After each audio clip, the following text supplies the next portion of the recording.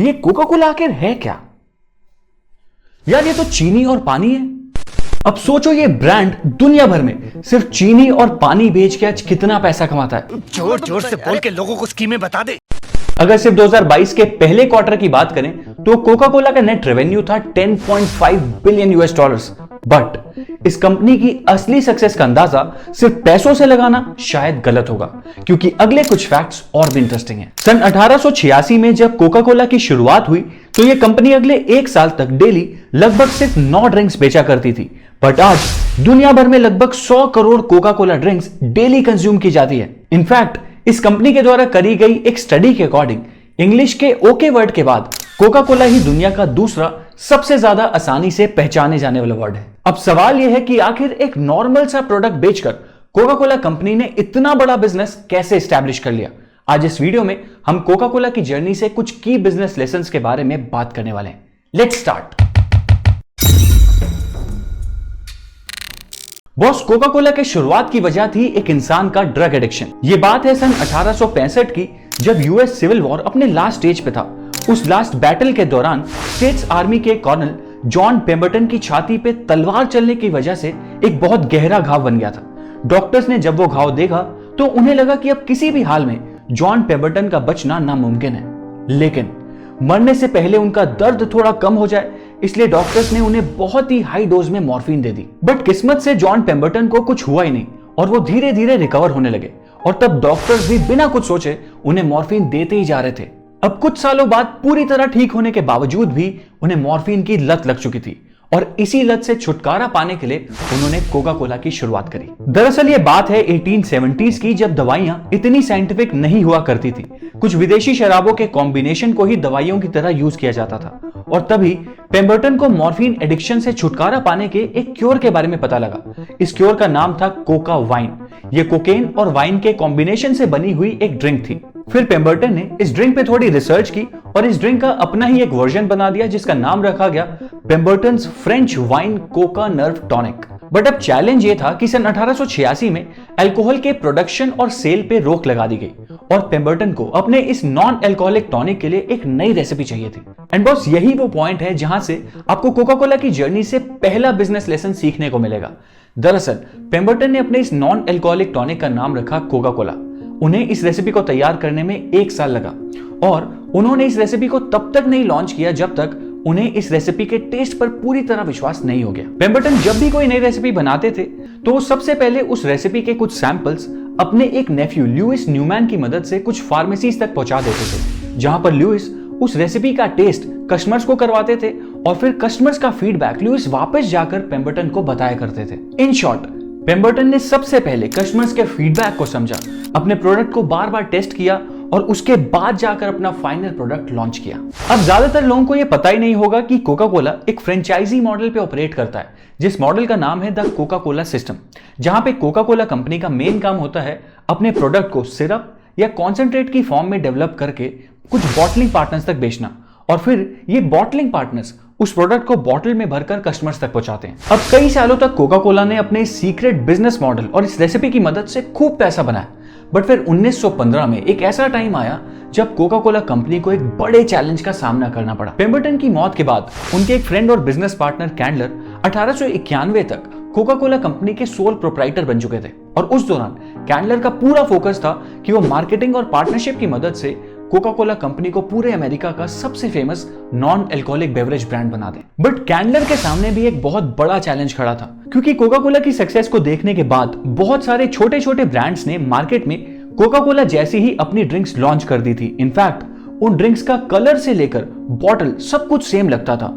और फिर 1915 के दौरान इन सैकड़ों कंपेटिटर्स की वजह से कोका कोला बहुत ही तेजी से अपना मार्केट शेयर लूज करते जा रहा था। कैंडलर को समझ आ गया था कि फिलहाल इन्हें सबसे पहले कोका कोला की एक तगड़ी ब्रांड इमेज क्रिएट करने की जरूरत है। उन्होंने नोटिस किया कि उस दौरान ज्यादातर ब्रांड कुछ इस तरह की बॉटल में अपनी ड्रिंक्स बेचा करते थे, तो उन्होंने एक यूनिक बॉटल डिजाइन को अपने ब्रांड की आइडेंटिटी बनाने का डिसीजन लिया। उन्होंने एक नेशनल कॉन्टेस्ट लॉन्च किया और डिजाइनर्स को एक प्रीमियम और यूनिक बॉटल डिजाइन करने के इंस्ट्रक्शंस दिए। अब इंटरेस्टिंग बात तो ये थी कि रूट ग्लास कंपनी, जिन्होंने ये कॉन्टेस्ट जीता, उन्होंने इस बॉटल के डिजाइन को तैयार करने के लिए कोका कोला से मिलते जुलते एक वर्ड कोकोआ की मदद ली और फिर कोकोआ पॉड के डिजाइन से इंस्पायर होकर इस बॉटल को डिजाइन किया। एंड आज सिर्फ कोका कोला की बॉटल का डिजाइन ही नहीं बल्कि कोका कोला का फॉन्ट उसकी ब्रांड आइडेंटिटी को बहुत यूनिक बनाता है, क्योंकि 1923 में कोका कोला की कंपनी ने यह डिसाइड किया कि भले ही पैकेजिंग थोड़ी बहुत चेंज क्यों ना हो जाए, बट कोका कोला का ये लोगो और फॉन्ट कभी चेंज नहीं किया जाएगा। और तब से ये कंपनी अपने मार्केटिंग कैंपेन्स में सिर्फ अपना लोगो ही नहीं बल्कि अपने बॉटल के डिजाइन को भी प्रमोट करने लगी। और कुछ इस तरह इन्होंने अपने कंपेटिटर्स को बीट करके अपनी एक सॉलिड ब्रांड इमेज क्रिएट की। अपनी इस सॉलिड ब्रांड इमेज से इन्हें फायदा तो बहुत हुआ, लेकिन अब इनके लिए चैलेंज कुछ और ही था, क्योंकि पेप्सी कोला जैसे कुछ और ब्रांड्स अब मार्केट में तेजी से आगे बढ़ने लगे थे। और तब इन्हें समझ आ गया था कि कस्टमर लॉयल्टी जीतने के लिए और मार्केट में इररिप्लेसेबल बनने के लिए इन्हें एक जबरदस्त मार्केटिंग स्ट्रैटेजी की जरूरत थी। 1900 के शुरुआती सालों में और उससे पहले कोका कोला की एडवर्टीजमेंट्स में इसके टेस्ट के बारे में ज्यादा बात की जाती थी, पर फिर कोका कोला ने अपनी स्ट्रैटेजी चेंज की और एडवर्टीजमेंट्स में अपने टेस्ट को बेचना छोड़कर स्टोरीज और इमोशंस के जरिए एक कोर मैसेज को बेचना शुरू किया। दरअसल कोका कोला ने अपने आप को ब्रांड आइकॉन ऑफ हैप्पीनेस के तौर पे बेचना शुरू कर दिया था। और इसका एग्जाम्पल देने के लिए मैं आपको ज्यादा पुरानी तो नहीं लेकिन कुछ फेमस एड्स दिखाता हूं।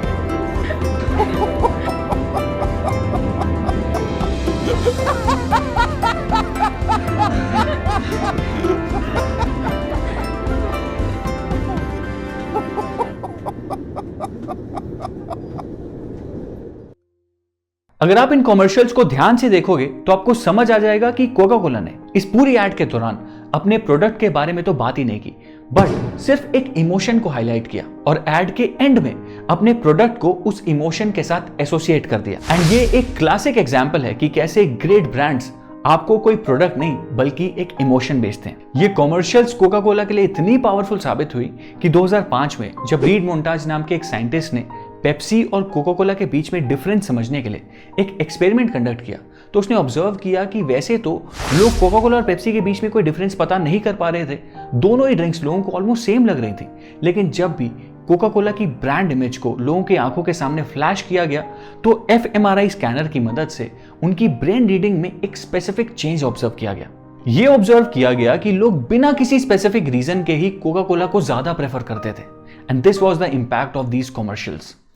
नाउ अगर कोका कोला की इस जर्नी से हम 3 बिजनेस लेसन्स के बारे में बात करें तो पहला लेसन ये है कि प्रोडक्ट चाहे जैसा भी क्यों ना हो, उसको लॉन्च करने से पहले उसको टेस्ट करना और कस्टमर्स के फीडबैक को समझना बहुत जरूरी है। दूसरा लेसन कि आपको अगर अपने कंपेटिटर्स के साथ कंपीट करना है, उनको हराना है, तो आपको एक सॉलिड ब्रांड इमेज की जरूरत है। तीसरा, अगर आपको अपने कस्टमर्स के दिल में एक जगह बनानी है तो आपको अपने प्रोडक्ट को नहीं बल्कि एक इमोशन को सेल करना है। अगर आपको इस वीडियो से कुछ सीखने को मिला, अगर आपको ये वीडियो इन्फॉर्मेटिव लगी है तो इस वीडियो को अपने दोस्तों के साथ जरूर शेयर करना, इस वीडियो को लाइक करना, हमारे चैनल को सब्सक्राइब कर देना और बेल आइकन दबा देना फ्यूचर वीडियो अपडेट्स के लिए।